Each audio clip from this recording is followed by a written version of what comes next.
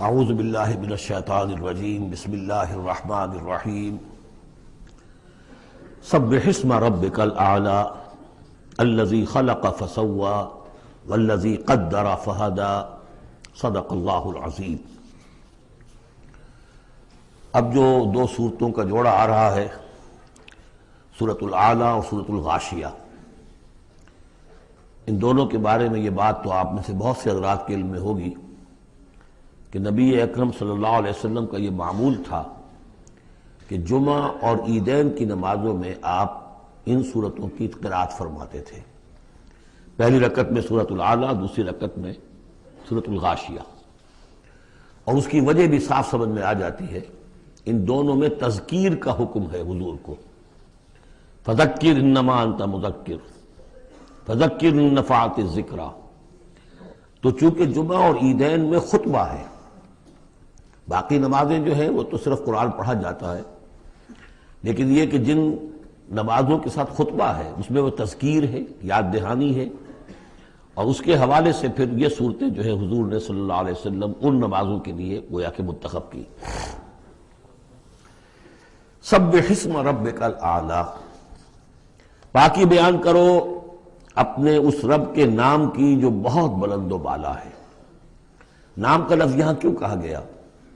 اس لیے کہ ہمارا جو بھی کوئی ذہنی رشتہ ہو سکتا ہے اللہ تعالیٰ کے ساتھ، جہاں تک اس کی ذات ہے، وراء الورا ثم وراء الورا ثم وراء الورا، اس کا کوئی تصور ہمارے لیے ممکن نہیں، ہمارے تخیل سے، تصور سے، وراء الورا ثم وراء الورا، ہمارا جو بھی اس کے ساتھ ذہنی قلبی رشتہ ہے اس کے ناموں کے حوالے سے ہے۔ وَلِلَّهِ الْأَسْمَاءُ الْحُسْنَىٰ فَادْعُوهُ بِهَا، لہذا تسبیح بھی ہوگی اللہ کی، تحمید بھی ہوگی تو اللہ کے ان اسماء کے حوالے سے ہوگی۔ الذی خلق فسوی والذی قدر فہدی، یہ چار الفاظ جو ہے بہت قابل توجہ ہے۔ جیسے کہ اس سے پہلے ہم پڑھ چکے ہیں کہ تین الفاظ میں تخلیق کے عمل کو اللہ تعالیٰ نے واضح کیا تقسیم کرتے ہوئے، هو اللہ الخالق البارئ المصور۔ ایک شے کا پہلے ایک ذہن میں نقشہ بنتا ہے، پھر اس کا بالفعل اس کو پھر باہر جو ہے اس کا وجود آتا ہے، پھر اس کے فنیشنگ ٹچز ہوتے ہیں، پھر تصویر ہے اس کی۔ الخالق الباری المصور، یہ سورہ حشر کے آخر میں جو اسماء کا گلدستہ ہے سب سے بڑا قرآن حکیم میں، اس میں آخر میں یہی تین ہیں۔ یہاں چار الفاظ ہیں، خلق فسوا۔ اس کو ہم یوں سمجھ سکتے ہیں کہ ایک ہے کسی چیز کا جو اصل حیولہ ہے وہ تیار کر دیا جائے، جس کی سادہ ترین مثال یہ ہے کہ بلڈنگ ہے، اس کا سٹرکچر کھڑا ہو گیا، اب اس کے بعد تسویہ ہے، اس کی چھان پھٹک کر کے اور اس کے سنوارنا ہے، اس کو، اس کے اندر ڈیکوریشن ہے، اس کے اندر مختلف جو ہے خوبصورتی کی چیزیں پیدا کرنی ہیں، یہ تسویہ ہے۔ تو تخلیق ڈھانچہ کھڑا ہو جانا، اور تسویہ پھر اس کے اندر تمام چیزوں کو بہتر سے بہتر انداز میں فنیشنگ ٹچز دینا۔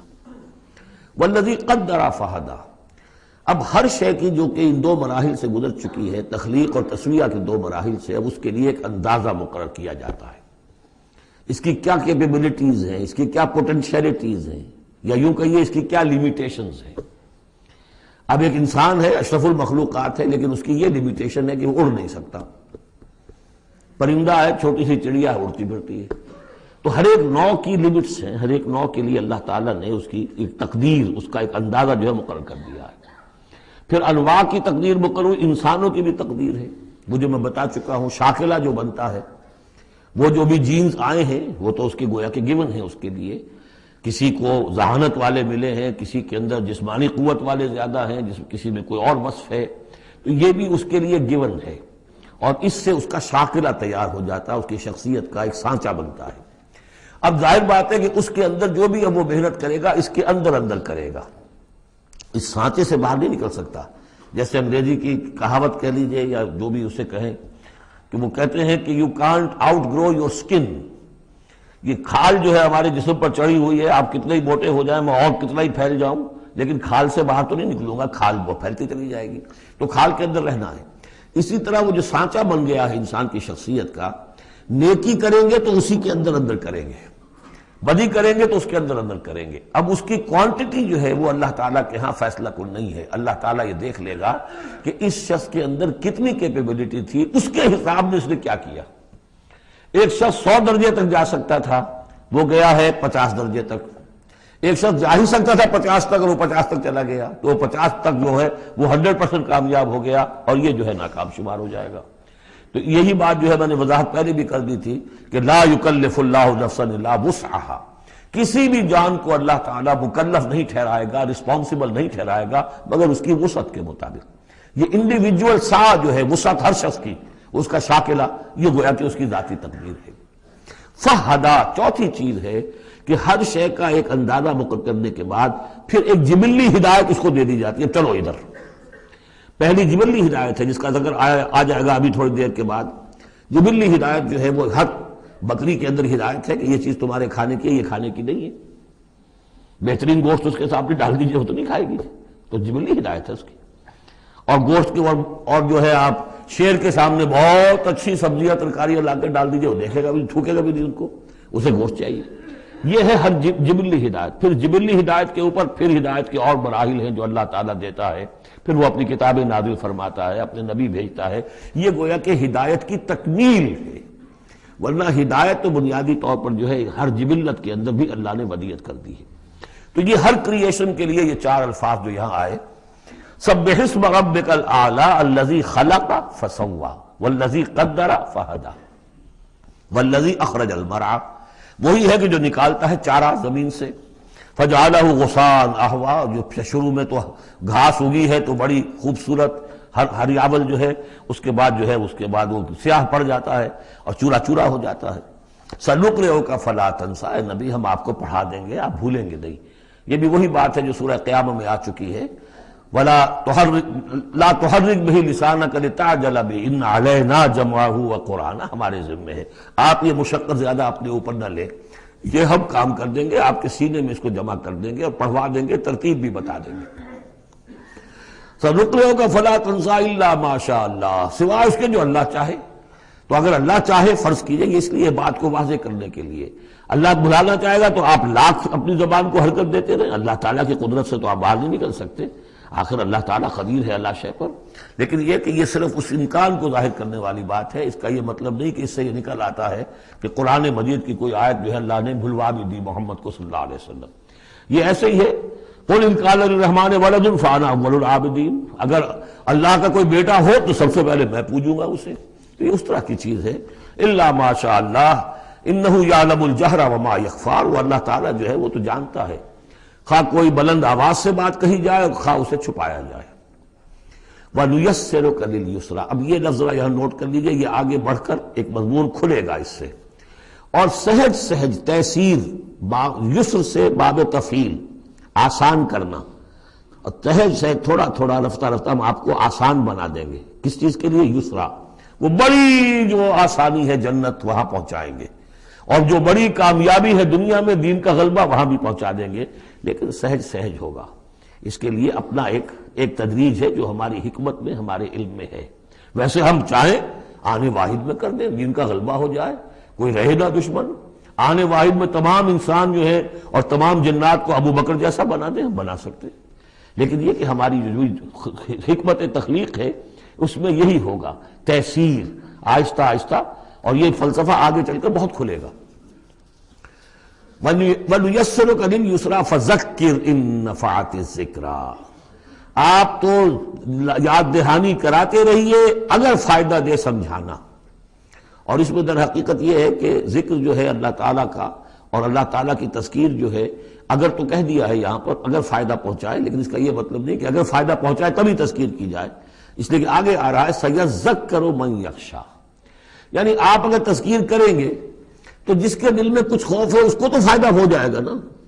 آپ تذکیر فرما رہے ہیں، نئی وحی آ گئی ہے، اسے آپ نے پڑھ کر سنایا ہے، وہ جن کو پرواہ نہیں ہے ان کو تو فائدہ نہیں ہوگا، لیکن آپ کے اہل ایمان ساتھیوں کے علم میں اضافہ ہوگا، ان کے اندر اور جو ہے ایمان جو ہے بڑھے گا. سَيَذَّكَّرُ مَن يَخْشَىٰ وَيَتَجَنَّبُهَا الْأَشْقَىٰ، البتہ جو شقی ہے، بدبخت ہے، وہ اس کا اپنا پہلو کترا جائے گا، وہ پہلو موڑ لے گا. الذی یصلی النار الکبریٰ، جس کا انجام پھر یہ ہونا ہے کہ وہ بڑی آگ میں جھونکا جائے گا، داخل ہوگا بڑی آگ میں. ثم لا یموت فیہا ولا یحییٰ، پھر نہ اس میں وہ مرے گا اور نہ زندہ رہے گا، نہ زندوں میں نہ مردوں میں. لا تبقی ولا تذر، سورہ مدثر میں جو آیت آئی تھی، ثم لا يموت فیہا ولا یحیا، پھر نہ اس میں اس کو موت آئے گی، نہ وہ زندوں میں ہوگا نہ مردوں میں۔ قد افلح من تزکا، یقیناً کامیاب ہو گیا وہ۔ یہ مضمون بھی آگے اب پھیلے گا اور بڑھے گا، ترقی کرے گا۔ قد افلح من تزکا، بے شک کامیاب ہوا وہ کہ جس نے تزکیہ حاصل کر لیا، اپنے آپ کو پاک کر لیا۔ یعنی انسانی روح جو ہے وہ اس جسم میں جب قید کی گئی ہے، بنایا گیا بہت بلند، لقد خلقنا الانسان فی احسن تقویم، پھر ڈالا ہے اس میں، اس حیوانی جسد کے اندر، ثم رددناہ اسفل سافلین۔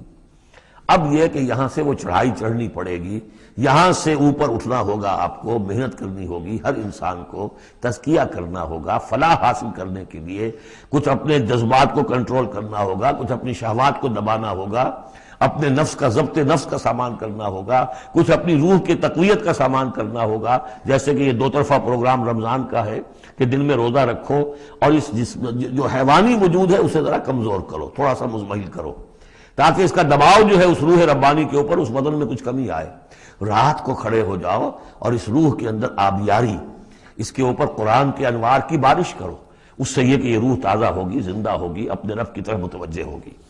یہ ہے عمل تزکا۔ قد افلح من تزکا وذکر اسم ربہ فصلی، اور اس نے دیا نام، اپنے رب کے نام کا ذکر کیا اور پھر نماز پڑھی۔ تو اس میں یہ کہ یہی شکل ہو چکی ہے جمعے کے اندر۔ پہلے جو ہے تذکیر کے لیے خطبہ ہوتا ہے، خطبہ جو تذکیر کے لیے ہے۔ چنانچہ جو حدیث ہے مسلم شریف میں، حضور کا معمول کیا تھا جمعے کے لیے؟ وہ جب ہم سورہ جمعہ پڑھ رہے تھے، یہ باتیں اس وقت بیان کرنے کی تھی، لیکن یہ کہ وہ ہر روز کا جو ایک نصاب ہم بنا لیتے ہیں، وہ بڑی بڑی اہم چیزیں بھی بعض اوقات رہ جاتی ہیں۔ حضور کا معمول کیا تھا؟ کان للنبی صلی اللہ علیہ وسلم خطبتان یجلس بینہما یقرأ آیات القرآن ویذکر الناس۔ حضور کے دو خطبے ہوتے تھے، اس کے درمیان آپ بیٹھتے بھی تھے تھوڑی دیر کے لیے۔ حالانکہ خطبے آپ کے ہوتے تھے بہت ہی مختصر، کوئی تھکان کی وجہ سے نہیں آپ بیٹھتے تھے۔ میرے نزدیک یہ کہ جو 2 رکعتیں ہیں ظہر کی، اس کے قائم مقام ہے یہ 2 خطبے۔ ظہر کی 4 رکعتیں ہیں فرض، اور جمعے کی رہ گئی 2، تو 2 رکعتوں کے قائم مقام یہ 2 خطبے ہیں۔ اس کو ظاہر کرنے کے لیے حضور وقفہ ڈال کر اور ان کو 2 خطبے بناتے تھے۔ لیکن اس خطبے میں کرتے کیا تھے؟ یقرأ آیات من القرآن، قرآن مجید کی آیات پڑھ کے سناتے تھے، ویذکر الناس، لوگوں کو یاد دہانی کراتے تھے۔ اور اس وقت معاملہ کیا تھا؟ از دل خیزت بر دل ریزت، زبان کا حجاب تھا ہی نہیں۔ حضور کی زبان عربی اور جو سننے والے بیٹھے ان کی زبان عربی، تو لمبے چوڑی بات کی ضرورت بھی نہیں تھی۔ ہمیں تو معنی بتانے پڑتے ہیں، اس کا مفہوم بتانا پڑتا ہے، تب ترجمہ کرنا پڑے گا، کوئی نحوی اشکال ہو بتانا ہوگا، انہیں کوئی ضرورت نہیں تھی۔ مختصر ترین خطبہ ہوتا تھا اور اس میں تذکیر، یاد دہانی۔ اور اسی میں آتا ہے اصل میں وہ حدیث جو آتی ہے کہ وہ جو میں آپ کو بتا رہا تھا کہ وہاں اللہ تعالیٰ، اللہ کے نبی نے بتایا ہے کہ جو پہلی گھڑی میں، اگرچہ اس میں اختلاف ہے کہ اس سے مراد کیا ہے، ایک رائے تو یہ ہے کہ اشراق کے وقت جو لوگ پہنچ گئے مسجد میں، گویا کہ وہ پہلی ساعت میں مسجد میں آ گئے جمعے کے روز، ان کو اتنا ثواب ملے گا جتنا کہ ایک اونٹ کی قربانی سے ہوتا ہے۔ جو دوسری ساعت میں آئیں گے انہیں اتنا ثواب ملے گا جتنا ایک گائے کی قربانی کا۔ تیسری ساعت میں آئیں گے ان کو اتنا ثواب ملے گا جتنا ایک بکری یا میڑھا جو ہے اللہ کی راہ میں قربان کیا۔ چوتھی ساعت میں آئیں گے ان کے لیے ایسا ہے کہ ایک جو مرغی ہے وہ اللہ کی راہ میں صدقہ کر دی، اور جو 5ویں میں آئیں گے وہ ایسے جیسے کہ ایک انڈا اللہ کی راہ میں خیرات کر دیا۔ اس کے بعد جو آتا ہے تو جو فرشتے بیٹھے ہوتے ہیں مسجدوں کے دروازوں پر اور ان کے رجسٹر ہوتے ہیں، ان میں حاضری کا اندراج کرتے ہیں وہ۔ اس کے بعد جب امام کا خطاب شروع ہو جاتا ہے، لیکن وہاں خطبہ ہوتا تھا، خطاب نہیں۔ ہمارے ہاں تو پھر 2 چیزیں ہو گئی، ایک اردو کی تقریر، پھر ایک خطبہ۔ جب امام کا خطبہ شروع ہو جاتا ہے تو اس کے بعد فرشتے اپنے رجسٹر بند کرتے ہیں، یستمعون الذکر، وہ بھی اس ذکر کو سننے میں مصروف ہو جاتے ہیں۔ یعنی اب جو آنے والے ہیں ان کا اندراج نہیں ہوتا۔ اب اس میں جو تعویل کی علماء نے، اور علماء میں سے شاہ ولی اللہ دہلوی کی بھی تعویل ہے یہ کہ ایک تو یہ کہ اس سے مراد یہ ہماری ساعتیں نہیں ہیں بلکہ کچھ خفی ساعتیں ہیں یہ، اگرچہ مجھے اختلاف ہے ان کی رائے سے۔ البتہ دوسری بات انہوں نے جو کہی ہے کہ اس میں جو اندراج نہیں ہوتا وہ اس معنی میں کہ فضیلت اب نہیں رہی، فضیلت گئی، فرض کی ادائیگی تو ہو جائے گی، چاہے خطبے کے دوران بھی آپ پہنچ گئے ہیں تب بھی جمعے کی فرض کی ادائیگی تو ہو جائے گی، لیکن فضیلت کا معاملہ، دفتر فضیلت ہے جو فرشتے بند کرتے ہیں اب آپ کا اندراج نہیں ہوگا جب امام نے خطبہ شروع کر دیا۔ تو وہ ہے کہ ذکر اسم ربہ، پہلے خطبے میں اللہ کا نام لیا، ذکر کیا، پھر نماز پڑھی۔ یہ ترتیب گویا کہ جمعے کے اندر ہو رہی ہے۔ بل تؤثرون الحیات الدنیا، تمہارا اصل مرض کیا ہے؟ تم دنیا کی زندگی کو ترجیح دیتے ہو۔ اللہ اللہ خیر صلی اللہ، میں نے یہی کہا تھا نا کہ بما قدم واخر، کسے آگے رکھا کسے پیچھے رکھا، سارا فیصلہ تو اس میں ہے۔ مقدم آخرت ہے اور دین ہے یا دنیا ہے؟ یا تو آپ نے مقدم بنا دیا آخرت کو تو جتنی دنیا مل جائے اللہ کا فضل ہے، اللہ کی طرف سے دین ہے، بونس ہے۔ لیکن اگر آپ نے مقدم بنا لیا دنیا کو تو پھر آپ گئے۔ بس یہ ہے سارا کانٹے کی بات جو ہے۔ تو اس حوالے سے بل تؤثرون الحیات الدنیا کلا بل تحبون العاجلہ وتذرون الآخرہ، تمہارا اصل مرض یہ ہے، تم اس عاجلہ سے محبت کرتے ہو، اس کا نفع بھی نقد نقصان بھی نقد، تکلیف بھی فوراً محسوس ہو گئی اور راحت بھی فوراً محسوس ہو گئی، اور آخرت کا نفع نقصان بھی قرض ہے، ادھار ہے، اس کی تکلیف اس وقت محسوس نہیں ہو رہی۔ انگارے بھر رہے ہیں اپنے پیٹ کے اندر، لیکن وہ انگارے اس وقت پیٹ کو جلا نہیں رہے ہیں، وہ انگارے ظاہر ہو جائیں گے قیامت کے اندر، وہ جلائیں گے اس وقت، لیکن انگارے بھر اس وقت رہے ہو۔ جو فرمایا کہ جو یتیموں کا مال ہڑپ کرتے ہیں ناحق طور پر، یا اولئک ما یاکلون فی بطونہم الا النار، وہ آگ بھر رہے ہیں اپنے پیٹوں کے اندر، لیکن اس وقت وہ آگ ٹھنڈی ہے، شوگر کوٹڈ ہے، اوپر اس کے انسولیشن ہے، وہ آپ کے معدے کو جلاتی نہیں جا کر، لیکن وہی ہے تو آگ۔ بہرحال تم ترجیح دیتے ہو دنیا کو، والآخرۃ خیر وابقیٰ، جبکہ آخرت بہتر بھی ہے اور باقی رہنے والی ہے۔ ان ھذا لفی الصحف الاولی، یہی بات تھی پرانے صحیفوں میں۔ اصل میں یوں سمجھیے کہ جو کانٹے کی بات ہے وہ یہ ہے، جو اصل شے ہے ہدایت اور ضلالت کی جو بات ہے، راز وہ یہ ہے، کس کو مقدم کس کو مؤخر، دنیا یا آخرت۔ صحف ابراہیم و موسیٰ، صحف اولی یعنی ابراہیم کے صحیفے اور موسیٰ کے صحیفے، ان کا ذکر پہلے بھی آیا ہے۔ تو موسیٰ کے صحیفے ہمیں معلوم ہے، ابراہیم کے نہیں۔ جیسا کہ میں نے عرض کیا، میری ایک رائے ہے کہ جو ہندوؤں کے ہے اپنشد، وہ میرے نزدیک صحف ابراہیمی کی بگڑی ہوئی بدلی ہوئی شکلیں۔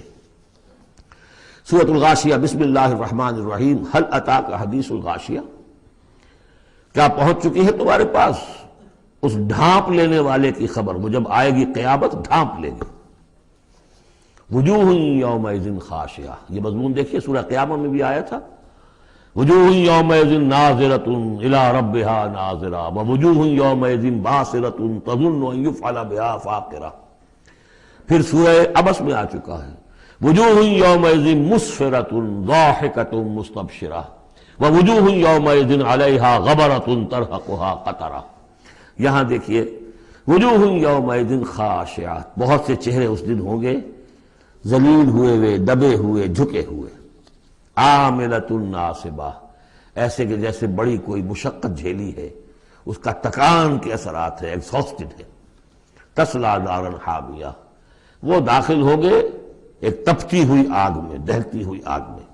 تسقیٰ من عین آنیہ، انہیں پلایا جائے گا وہ پانی کے جو کھولتا ہوا ہوگا، ایک ایسا چشمہ جس کا پانی کھولتا ہوا ہوگا۔ لیس لہم طعام الا من ضریع، نہیں ہوگا ان کے لیے کھانے کے لیے غذا مگر جھاڑ کانٹوں والا، کانٹوں والی جھاڑیاں، یا وہ زقوم جس کا ذکر پہلے ہو چکا ہے۔ لا یسمن ولا یغنی من جوع، نہ تو وہ موٹا کرے اور نہ وہ بھوک ہی کو مٹائے۔ یعنی یہ کہ کھانے کے دو ہی فائدے ہوتے ہیں، آپ کے جسم کو تقویت حاصل ہو، یا یہ کہ کم سے کم بھوک کا احساس تو ختم ہو جائے، ان دونوں میں سے کوئی شے نہیں ہوگی۔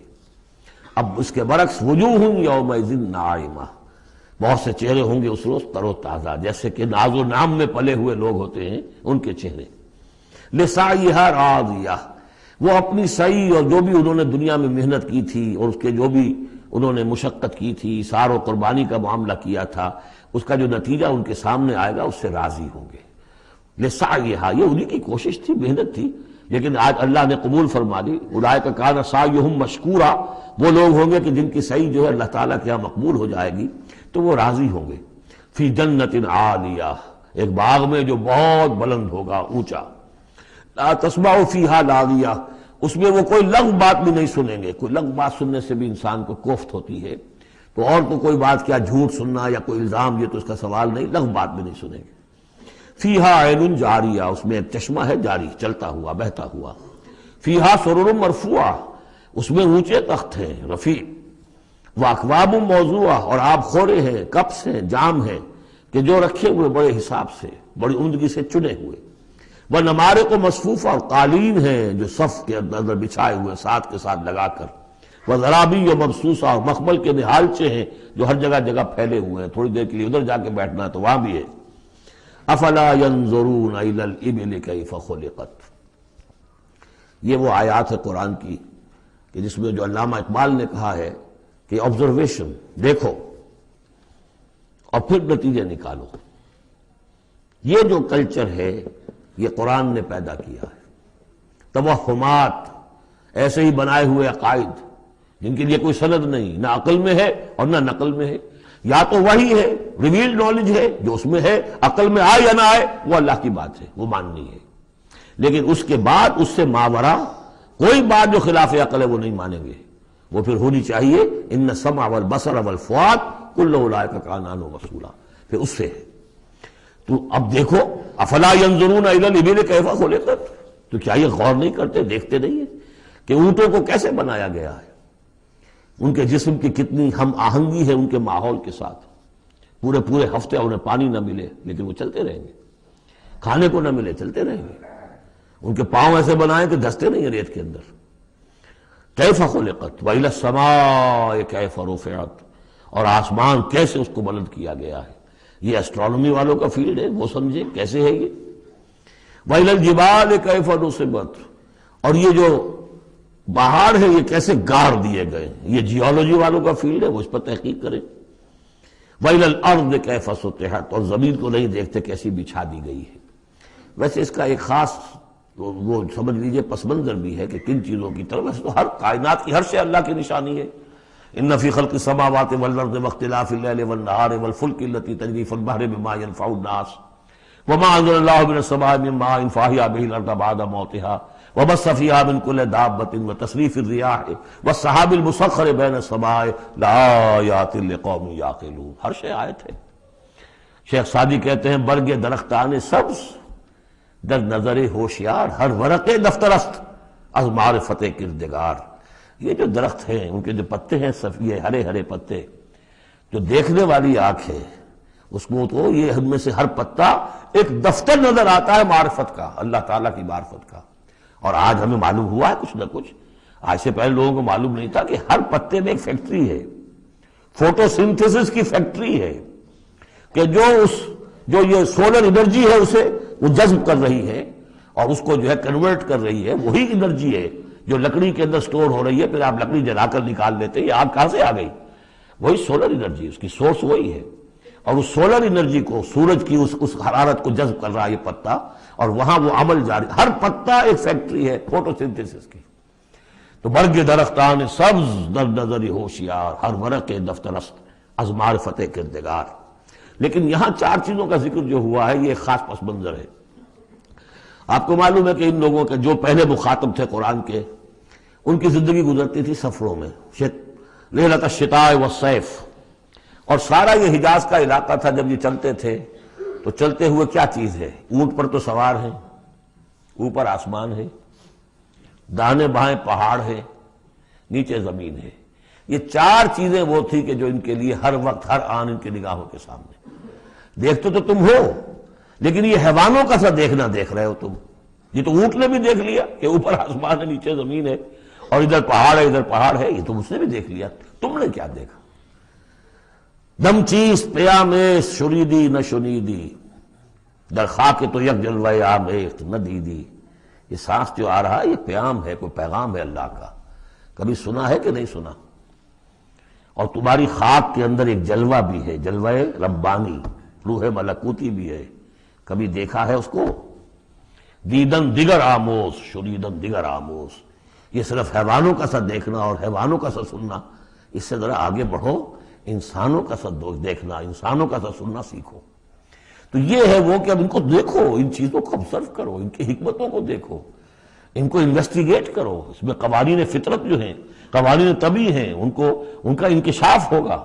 یہ ساری چیزیں تمہارے لیے مسخر کر دی گئی ہیں، تم ان کو ماسٹر کرو، ان کو اپنے استعمال کرو، ایکسپلائٹ کرو، یہ سارا کام تمہارے لیے ہے، تمہیں خلافت دی گئی ہے زمین کی، پوری دنیا تمہارے لیے بنائی گئی ہے، خلق لکم ما فی الارض جمیعا، تمہارے لیے بنائی گئی۔ لیکن یہ کہ اس میں توہمات ہو جائیں تو پھر ظاہر بات ہے کہ وہ علم کا راستہ رک جائے گا۔ افلا ينظرون الى الابل كيف خلقت والى السماء كيف رفعت والى الجبال كيف نصبت والى الارض كيف سطحت فذكر انما انت مذکر۔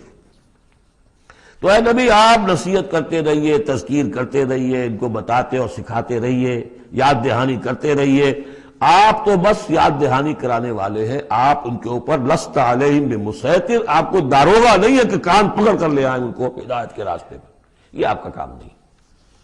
الا من تولا وکفر، سوائے اس کے کہ جس نے منہ موڑا اور کفر کیا، فیعذبہ اللہ العذاب الاکبر، پھر اس کو تو اللہ عذاب دے گا، سب سے بڑا عذاب۔ کیوں سب سے بڑا عذاب؟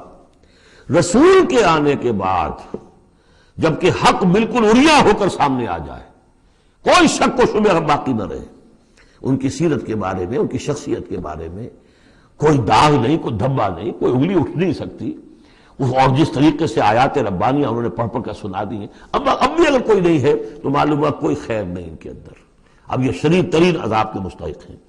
اِنَّ إِلَيْنَا إِيَابَهُمْ، اے نبی ان سب کو ہماری طرف لوٹ کر آنا ہے، ثُمَّ إِنَّ عَلَيْنَا حِسَابَهُمْ، پھر ہمارے ذمے ہم حساب لے لیں گے۔ آپ اپنا کام کیے جائیے، جو آپ کا فرض ہے آپ ادا کیجئے، باقی یہ ہم پر چھوڑیے، ذرنی والمکذبین، مجھے چھوڑ دیجئے، میں ان سے نمٹ لوں گا۔ ذرنی والمکذبین اولی النعمہ مہلہم قلیلا، اور دیکھیے کس طرح یعنی سورہ تاریخ جو ختم ہوئی ہے کہ ایک ہی آیت میں مہلہم، آپ کو ان کو ذرا دیجئے، مہلت دیجئے، امہلہم، دونوں صیغوں میں، باب تفعیل بھی اور پھر باب افعال بھی۔ ان الینا ایابہم ثم ان علینا حسابہم اللہم حاسبنا حسابا یسیرا، اللہم حاسبنا حسابا یسیرا، آمین یا رب العالمین۔ سورۃ الفجر، بسم اللہ الرحمن الرحیم، والفجر ولیال عشر والشفع والوتر واللیل اذا یسر۔ یہ قسمیں جو ہیں پہلے جیسے کہ اس کی مشکلات القرآن میں سے ہیں، اور اس طرح کے دورے میں اس میں بحث نہیں ہو سکتی، لیکن یہ کہ فجر، عام خیال یہ کہ اس سے مراد ہے 10 ذی حج کی جو فجر ہوتی ہے، جس کے بعد کہ نحر ہوتا ہے، قربانی ہوتی ہے، وہ گویا کہ کلائمیکس ہے پھر حج کے افعال کا۔ ولیال عشر، اور اس سے پہلے کی 10 راتیں، ظاہر بات ہے کہ 10 تاریخ جب ہوگی تو 10ویں رات گزر چکی ہے، تو یکم ذی الحج سے لے کر اور 10 ذی الحج تک کی یہ 10 راتیں جو ہے گزر چکی ہیں۔ والشفع والوتر، اور ایک 10 راتیں وہ ہے کہ جو عشرہ رمضان مبارک میں ہیں، اس میں شفع اور وتر کا فرق ہے، جفت اور طاق کا۔ طاق میں پھر لیلۃ القدر ہے۔ ویسے یہ کہ یہ طاق رات کون سی ہوتی ہے، اب اس کے بارے میں کافی کچھ ایک مسائل پیدا ہو چکے ہیں کہ اب ہماری جو ہے آج کی 25 تاریخ ہے اور سعودی عرب میں 26 ہے، کل ہمارے ہاں 26 ہوگی، وہاں 27 ہوگی، اور یہاں ہمارے پاکستان میں بھی شمالی علاقوں میں، پٹھانوں کے علاقے میں بہت سے علاقے ہیں جس میں کہ آج جو ہے وہ 26ویں ہے اور کل 27ویں ہوگی۔ یہ بھی ایک مسئلہ ہے اس وقت، لیکن اس وقت اس پر گفتگو کا موقع نہیں۔ بہرحال یہاں تک والشفع والوتر، یہی خیال ہے کہ اس سے مراد ہے کہ یہ جو راتیں ہیں جو جفت اور طاق ہیں ماہ رمضان مبارک کے آخری عشرے کی۔ واللیل اذا یسر، اور رات، اس گواہ ہے رات جبکہ وہ چلے۔ حل فی ذالک قسم لذی حجر، اس میں ہے کوئی دلائل ہے، قسم ہے ان لوگوں کے لیے کہ جو عقل مند ہیں، ان میں جو نشانیاں ہیں ان چیزوں کے اندر جن کو کہ گواہی کے اندر پیش کیا گیا ہے۔ اب آ رہا ہے مضمون، الم تر کیف فعل ربک بعاد، تم نے دیکھا نہیں کیا کیا تھا آپ کے رب نے عاد کے ساتھ، قوم عاد کے ساتھ کیسے ہلاک کیا تھا۔ ارم ذات العماد، وہ ارم جو ستونوں والا تھا۔ خیال یہ ہے کہ ارم جو ہے یہ قوم عاد کا شاہی خاندان تھا، جیسے فراعنہ مصر کے، نماردہ عراق کے، تبع یہ تھے یمن کے، اور ارم جو ہے یہ قوم عاد کا جو خاندان تھا بادشاہی، ان کا لقب تھا۔ ذات العماد، اونچے اونچے ستونوں والا۔ اور اب جو اس شہر کی شداد، جو ان میں ایک بہت بڑا بادشاہ گزرا ہے، اس کے آثار، اس کے کھنڈر موجود دیکھ لیے گئے ہیں کہ اس صحرا کے نیچے دبے ہوئے ہیں، اور 30 اس کے اوپر بڑے بڑے مینار بنے ہوئے ہیں اس شہر کی فصیل کے اوپر۔ تو ذات العماد جو بڑے ستونوں والا تھا، التی لم یخلق مثلھا فی البلاد، جیسے کہ اس سے پہلے کبھی دنیا میں نہیں بنائے گئے تھے۔ معلوم ہوتا کہ ویسی تعمیر جو اس عاد کے بادشاہ شداد نے کی تھی، شاید دنیا میں پہلی مرتبہ اتنا، اسی لیے شداد کی جنت مشہور ہے، اس نے وہ جنت بنا لی تھی اپنی، اس قدر وہاں پر ساز و سامان تھا۔ وَثَمُودَ الَّذِينَ جَابُوا الصَّخْرَ بِالْوَادِ، اور تم نے دیکھا کہ اس سمود کے ساتھ کیا کیا تمہارے رب نے، جنہوں نے چٹانوں کو، وادی میں چٹانوں کو تراش تراش کر محل بنا لیے، وہ تو اب بھی موجود ہیں، بڑے بڑے ہال، پھر بغلی کمرے، بڑے عمدہ ان کے جو مکان بنے ہوئے۔ وَفِرْعَوْنَ ذِي الْأَوْتَادِ، اور کیا کیا آپ کے رب نے فرعون کے ساتھ، کہ جو بیخوں والا تھا، اس کے جو کہ بڑے بڑے لشکر چلتے تھے، تو بہت سے خچر تو ایسے ہوتے تھے جن کے اوپر صرف جو خیموں کے کو کھڑے کرنے کے لیے میخیں ہوتی تھی وہی اٹھا کے چل رہے ہیں۔ کچھ اور بھی اس کے بارے میں آ رہا ہے، واللہ عالم۔ الذین طغوا فی البلاد، اصل بات یہ ہے کہ ان تمام قوموں نے سرکشی اختیار کی ملکوں میں، فاکثروا فیہا الفساد، ظاہر بات ہے جب اللہ کے خلاف سرکشی ہوگی تو خلق کے لیے فساد ہو جائے گا۔ اکثروا فیہا الفساد، اس میں بڑا فساد پیدا کر دیا۔ آج جو فساد ہے ہیوز اور ہیو ناٹس کا، نارتھ ورسز ساؤتھ، ایک فساد ہے، دنیا میں ہے، چل رہا ہے، جس طریقے سے کہ پیسہ کھینچ رہی ہیں یہ قومیں، G7 اور G9 بھی، اگرچہ ان کے لیے بھی پرابلمز پیدا ہو رہے ہیں، اور بھی دور فلک ہیں ابھی آنے والے، ناز اتنا نہ کرے ہم کو ستانے والے، ان کی بھی اپنی جو ہے اندر سے رگیں کٹ رہی ہیں، لیکن بہرحال ایک زمانے میں انہوں نے فساد مچایا۔ ظہر الفساد فی البر والبحر بما کسبت ایدی الناس فصب علیہم ربک صوت عذاب، تو پھینکا اور دے مارا ان کے اوپر ان کے رب نے عذاب کا کوڑا۔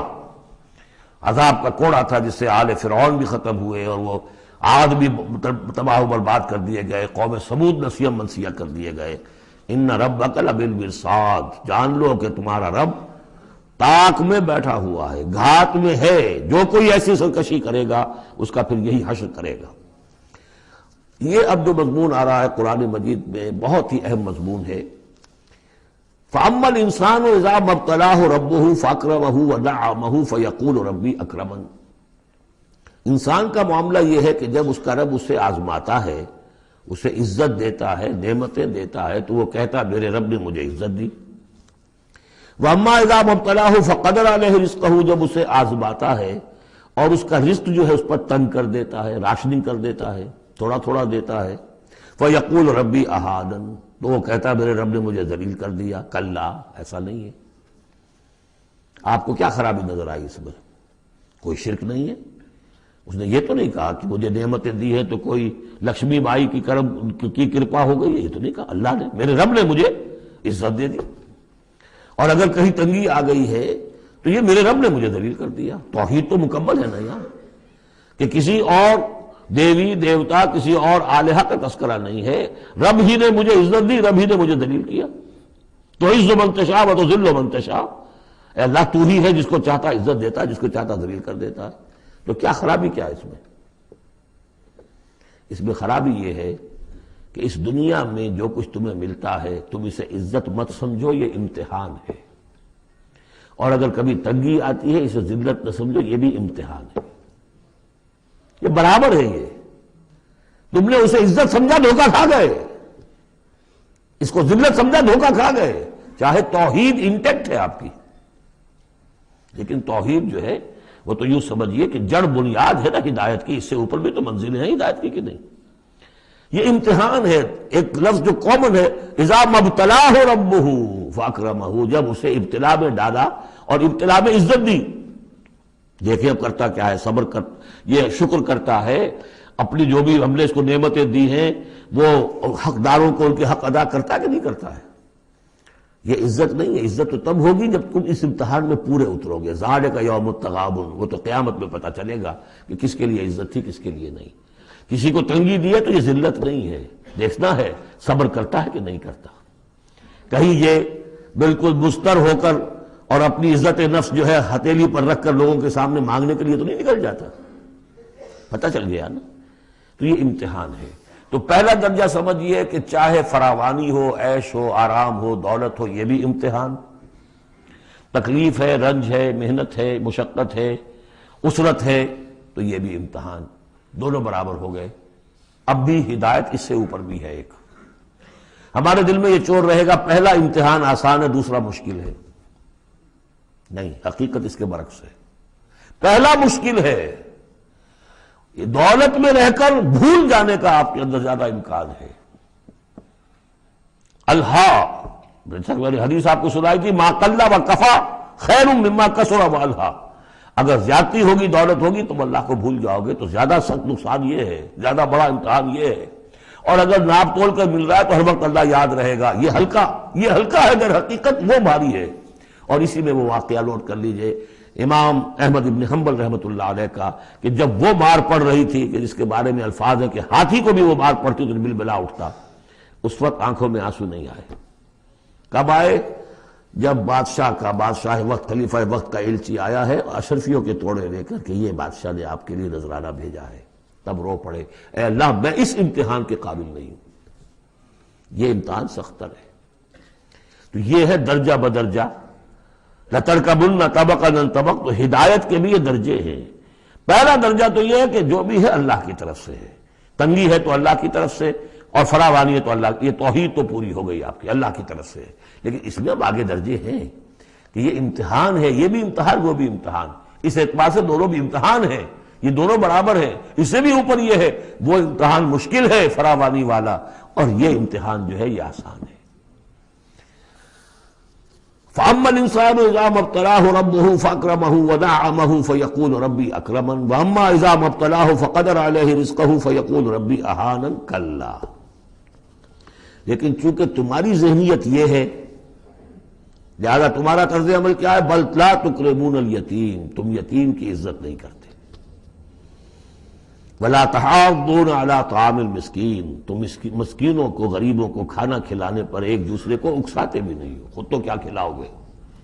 اس لیے کسی اور سے اگر کہہ دیں گے تو وہ پلٹ کر کہہ دے گا تم کیوں نہیں کھلا دیتے، لہذا بہتر یہ ہے کہ خاموشی رہو۔ وَلَا تَحَاضُّونَ عَلَىٰ طَعَامِ الْمِسْكِينِ وَتَأْكُلُونَ التُّرَاثَ أَكْلًا لَمًّا، اور تم چاہتے ہو کہ ساری وراثت اور میراث سمیٹ کر تم ہی ہڑپ کر جاؤ۔ اور وہ رواج وہاں پر یہ تھا، ہندوؤں میں تو اب تک بھی شاید ہے، کہ وہ بڑا بیٹا جو ہے بس وہی وارث ہے، باقی کسی کا کوئی حق ہوتا ہی نہیں۔ یہ تو قرآن میں دیا ہے تفصیلی قانون وراثت۔ باقی یہ ہے کہ جس شخص کا ہاتھ پڑ گیا اور جس میں جو بڑا کوئی طاقتور ہے وہ چھوٹے بہن بھائیوں کو کیا دیتا تھا؟ کچھ بھی نہیں۔ تم چاہتے ہو کہ ساری میراث تم جمع کر کے ہڑپ کر لو۔ وَتُحِبُّونَ الْمَالَ حُبًّا جَمًّا، اور مال سے تو تم محبت کرتے ہو ٹوٹ کر، وہ تو گویا کہ کوٹ کوٹ کر بھری ہوئی ہے تمہارے دل میں۔ کلا، یہ دو صورتیں اس اعتبار سے ان کو ذہن میں رکھیے کہ خاص عرب کا جو ایک معاشرہ تھا، اس کا ایک کلچر تھا، اس کی ایک ثقافت تھی، اس کی تصویر ہے جو ان دونوں صورتوں میں آ رہی ہے۔ ایک ان کا اپنا ثقافت کا، ان کا ماحول، غریبوں کو کھانا کھلانا، یہ ان کے ہاں سمجھا جاتا تھا اچھا کام ہے، لیکن یہ کہ جو لوگ دولت کی محبت میں مبتلا ہو گئے وہ کیسے کریں گے اس کو؟ اور جو بھی وہاں پر ہو رہا تھا، زوردار جو بھی ہے طاقت والا، سب کو سمیٹ لیتا تھا۔ کَلَّا اِذَا دُکَّتِ الْأَرْضُ دَکًّا دَکًّا، اس آیت کے ترجمے دو بھائیوں نے علیحدہ کیے ہیں۔ دو بھائی کون؟ امام الہند شاہ ولی اللہ دہلوی کے فرزندان گرامی رحمت اللہ علیہ و رحمت اللہ علیہما، باپ پر بھی رحمت ہو اللہ کی اور دونوں بیٹوں پر بھی۔ یہ موضع القرآن میں شاہ عبد القادر صاحب نے ترجمہ کیا ہے، جبکہ زمین کو کوٹ کوٹ کر پست کر دیا جائے گا، ہموار کر دیا جائے گا، اذا دکت الارض دکا دکا۔ اور جو ان کے بھائی ہیں شاہ رفیع الدین رحمہ اللہ، وہ کہتے ہیں کہ جبکہ زمین کو ریزہ ریزہ کر دیا جائے گا۔ اب عربی زبان کے اندر یہ سارے احتمالات ہوں گے، میں پہلے ترجمے کو ترجیح دیتا ہوں کہ زمین کو کوٹ کوٹ کر چپٹا کر دیا جائے گا، پھیلا دیا جائے گا۔ وَجَاءَ رَبُّكَ وَالْمَلَكُ صَفًّا صَفًّا، سورہ حاقہ میں آپ نے پڑھا تھا کہ روز فَيَوْمَئِذٍ فَإِذَا انشَقَّتِ السَّمَاءُ فَكَانَتْ وَرْدَةً كَالدِّهَانِ، یہ تو ہم نے پڑھا سورہ رحمان میں۔ اور پھر یہ کہ وہاں پڑھا بھربھرا سا ہو جائے گا، وَالْمَلَكُ عَلَىٰ أَرْجَائِهَا، اس کے کناروں کے اوپر جو ہیں وہ فرشتے ہوں گے، وَيَحْمِلُ عَرْشَ رَبِّكَ يَوْمَئِذٍ عرش ربک فوقہم یومئذ ثمانیہ، اور 8 فرشتے اس روز اللہ کے عرش کو لے کر اتریں گے.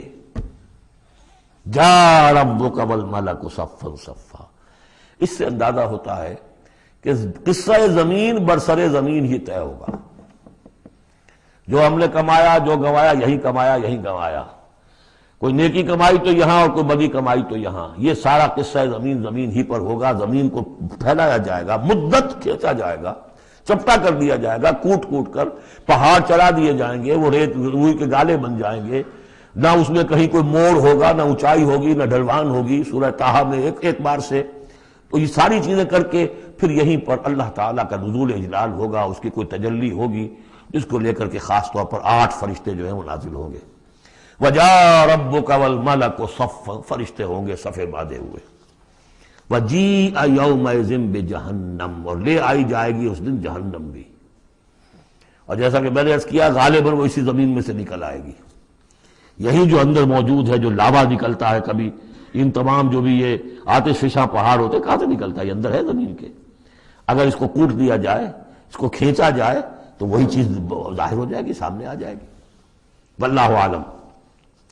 یومئذ یتذکر الانسان وانیٰ لہ الذکریٰ، اس دن انسان کو سبق یاد آئے گا، یاد کرے گا، چیتے گا وہ انسان.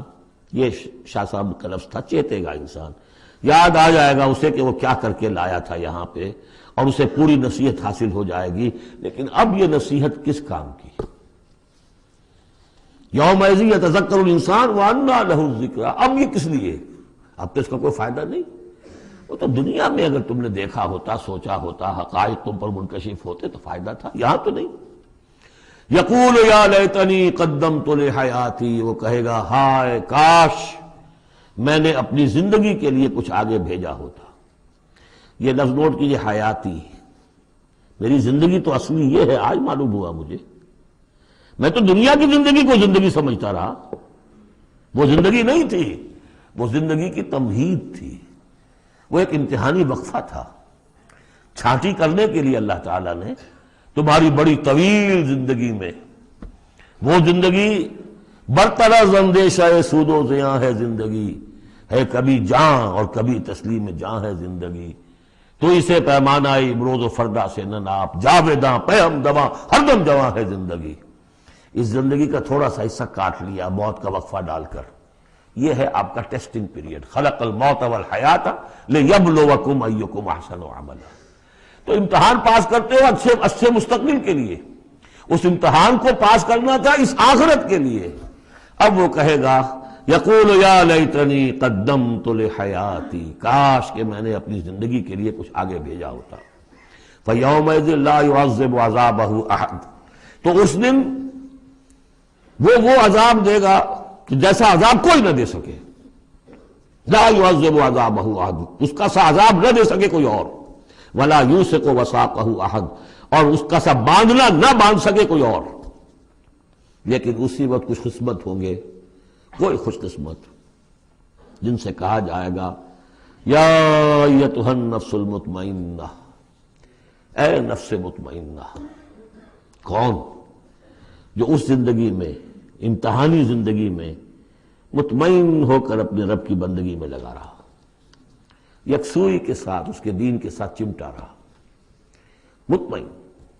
یا ایتھا النفس المطمئنہ ارجعی الی ربک راضیۃ مرضیہ، اب لوٹ جاؤ اپنے رب کی طرف اس حال میں کہ تم اس سے راضی، وہ تم سے راضی. رضی اللہ عنہم ورضوا عنہ فادخلی فی عبادی، داخل ہو جاؤ میرے نیک بندوں میں. اولئک مع الذین انعم اللہ علیہم من النبیین والصدیقین والشہداء والصالحین. جاؤ ادھر جاؤ. فادخلی جنتی، اور داخل ہو جاؤ میری جنت میں. اللہم ربنا اجعلنا منہم. بڑی ہمت کرنی پڑے گی یہ کہنے کے لیے کہ پروردگار ہمیں ان میں شامل فرما دے. سورۃ البلد، اب یہ اس کا جوڑا ہے. بسم اللہ الرحمن الرحیم. لا اقسم بہذا البلد. یہ میں نے نہیں وضاحت کی آپ کے سامنے یہ لا اقسم کیوں ہے. لا اقسم، لا اقسم بیوم القیامہ، لا اقسم بالنفس اللوامہ، فلا اقسم بالشفق واللیل وما وسق.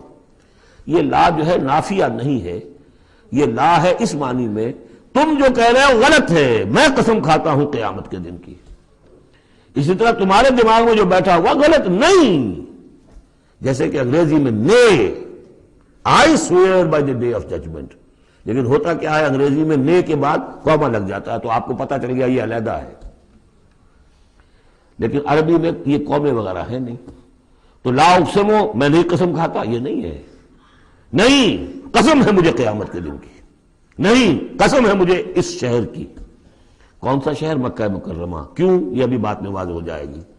وَأَنْتَ حِلٌّ بِهَذَا الْبَلَدِ، اور اے نبی آپ حلال کر لیے گئے ہیں اس شہر میں، اور کچھ لوگوں نے ترجمہ کیا ہے آپ کے لیے حلال ہو جائے گا یہ شہر، یعنی یہ کہ ایک وقت آئے گا کہ اس شہر میں خونریزی کرنا آپ کے لیے اس کی اجازت ہو جائے گی، حالانکہ یہ جو ہے بلد الحرام ہے، گویا کہ فتح مکہ کے دن کچھ نہ کچھ تو وہاں پہ آخر خونریزی ہوئی ہے، بہت کم منیمم ہوئی تو ہے، لیکن یہ کہ میرے نزدیک وہ مفہوم نہیں، مفہوم پہلا ہے، آپ کو حلال کر لیا گیا ہے، اس وقت آپ کی عزت نفس پہ حملے ہو رہے ہیں، آپ کو ستایا جا رہا ہے، آپ کو تکلیفیں دی جا رہی ہیں، آپ جھیل رہے ہیں۔ دیکھیے ایک تو یہ شہر ہے وادی غیر ذی زرع جس میں کچھ پیدا ہی نہیں ہوتا، وہاں کی زندگی ویسے ہی مشقت والی زندگی تھی، اس کے اوپر to add fuel to fire, اے نبی آپ پر اب یہ جو مشقت پڑی ہوئی ہے کہ آپ دعوت حق کے ضمن میں جو مشقتیں جھیل رہے ہیں تو ہم اس کی قسم کھا رہے ہیں۔ لا اقسم بہذا البلد وانت حل بہذا البلد ووالد وما ولد، اور تیسری قسم والد اور اولاد، یہ ایک اور مشقت ہے جو انسان پر ہے، اولاد کا پالنا، پروان چڑھانا، پرورش کرنا، کتنا بڑا بوجھ۔ یہ قسمیں کھا کر کیا کہا؟ لقد خلقنا الانسان فی کبد، ہم نے انسان کو محنت و مشقت ہی میں پیدا کیا ہے۔ یہ گویا کہ اس کے ساتھ جوڑ لیجئے، یا ایھا الانسان انک کادح الی ربک کدحا فملاقیہ، تو میں نے اس وقت بھی عرض کیا تھا غالب کے جو دو اشعار ہیں، قید حیات و بند غم اصل میں دونوں ایک ہیں، بہت سے پہلے آدمی غم سے نجات پائے کیوں؟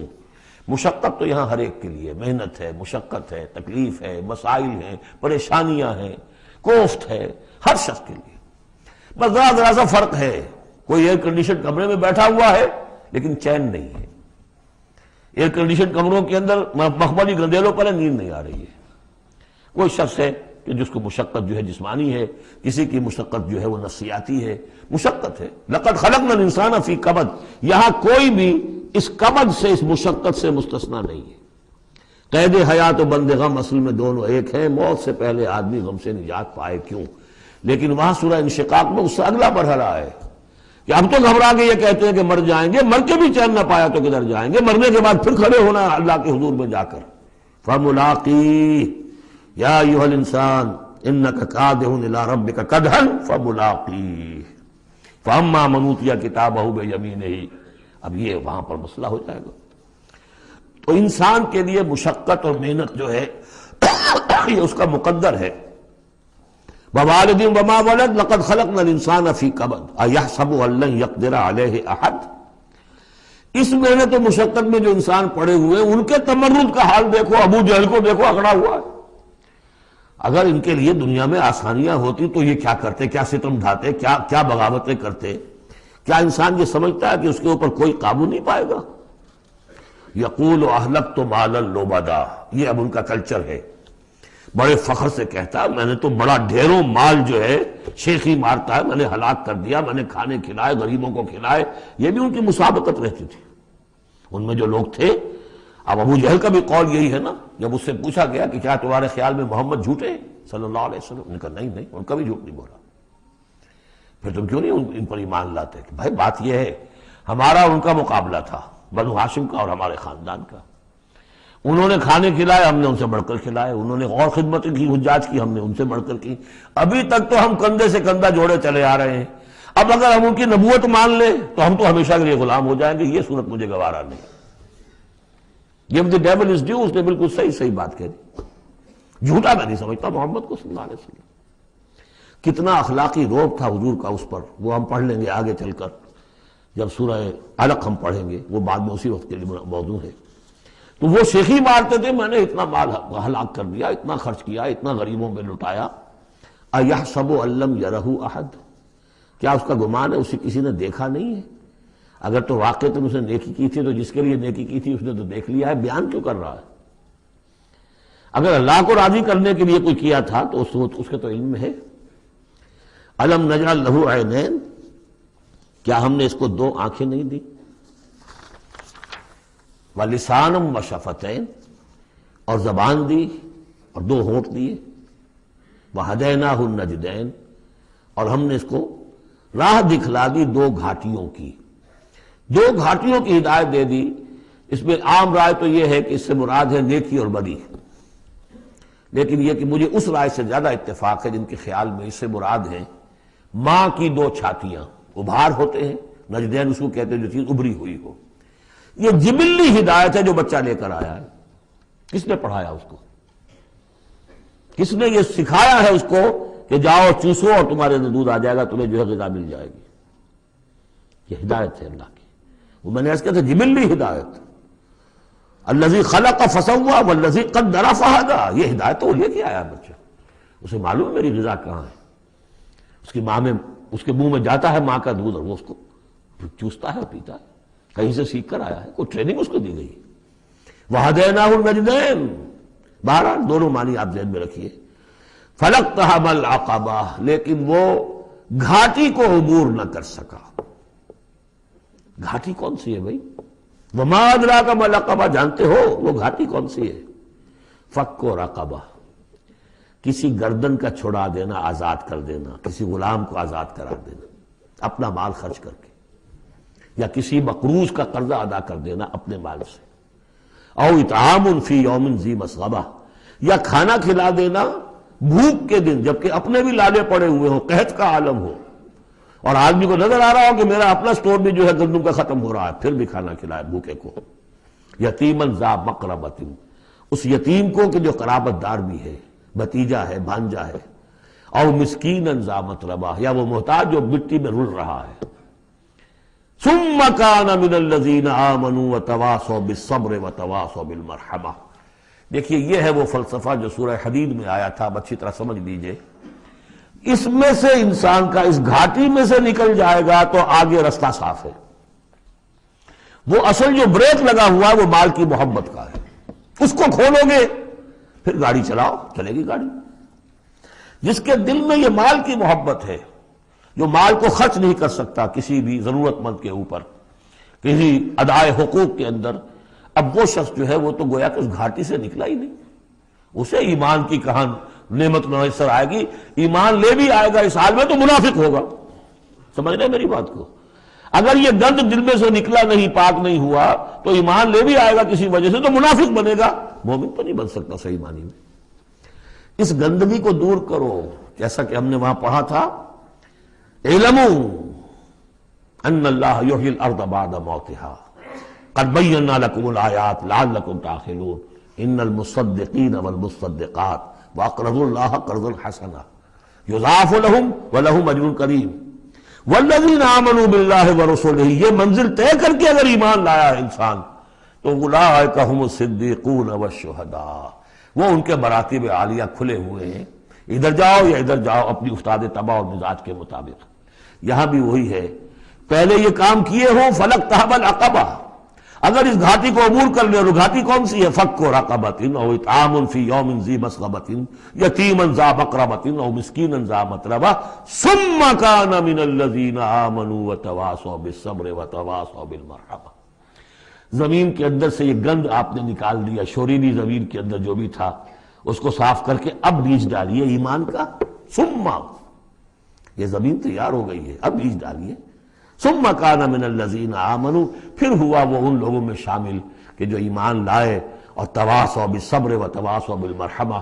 یہ وہ مضمون یہاں آ گیا ہے، والعصر ان الانسان لفی خسر الا الذین آمنوا وعملوا الصالحات وتواصوا بالحق وتواصوا بالصبر. اور یہاں پہ ترتیب بدلی ہوئی ہے، وہاں ایمان کے بعد عمل صالح یا عمل صالح کے بعد ایمان ہے. وہاں تواصی بالحق کے بعد تواصی بالصبر ہے، یہاں تواصی بالصبر پہلے ہے، تواصی بالمرحمہ بعد میں ہے. تو اس میں تقابل سے بہت سے جو حقائق ہیں وہ کھلتے ہیں. اب وقت تیزی سے ختم ہو رہا ہے. ثم کان من الذین آمنوا وتواصوا بالصبر وتواصوا بالمرحمہ، اگر اس گھاٹی کو عبور کر کے آدمی آئے اور پھر وہ ایمان لانے والوں میں شامل ہو تو پھر اس کا معاملہ اولئک هم الصدیقون والشہداء عند ربہم، اولئک اصحاب المیمنہ، یہ ہوں گے میمنہ والے، داہنے والے۔ وہ داہنے والا ہم پڑھ چکے ہیں سورہ واقعہ میں بھی، فاصحاب الیمین ما اصحاب الیمین واصحاب الشمال ما اصحاب الشمال فالسابقون السابقون کنتم ازواجا ثلاثا، تین گروہوں میں تم تقسیم ہو جاؤ گے۔ پھر یہ بھی ہو سکتا ہے ان کو جو اعمال نامے دیے جائیں گے داہنے ہاتھ میں دیے جائیں گے، ان کو جو اعمال نامے تھمائے جائیں گے وہ بائیں ہاتھ میں تھمائے جائیں گے۔ اولئک اصحاب المیمنہ، ویسے یمن کا لفظ آتا ہے خوش بختی کے لیے، تو یہ خوش بخت لوگ ہیں، یہ کامیاب ہو گئے، یہ رشد اور سعادت کی منزلوں کو پا گئے، یہ فوز اور فلاح تک پہنچ گئے۔ والذین کفروا بآیاتنا، اور جو لوگ ہماری آیات کا انکار کریں گے، ہم اصحاب المشأمہ، وہ ہوں گے کم بختی والے، وہ ہوں گے شومی قسمت، وہ ہم نے جو وہاں پہ پڑھا تھا، یہ مشأمہ جو ہے یہ ہوں گے کم بختی والے۔ علیہم نار موصدہ، ان پر آگ بند کر دی جائے گی، یعنی ایک وہ ہے آگ کہ جس کا باہر نکل رہے ہیں، لپٹیں نکل رہی ہیں، ایک یہ کہ بند کر دیا جائے تو ساری حرارت اندر ہی اندر رہے، گویا کہ جسے دم پخت کہتے ہیں آپ، پوری کی پوری جو ہے ان کے اوپر آگ موند لی جائے گی۔ علیہم نار موصدہ، اللہ تعالی ہمیں اس سے بچائے اور ہمیں اللہ تعالی اپنی شان غفاری اور شان رحیمی کی طفیل ہمیں اصحاب جنت میں داخل فرمائے۔ بارک اللہ لی ولکم فی القرآن العظیم۔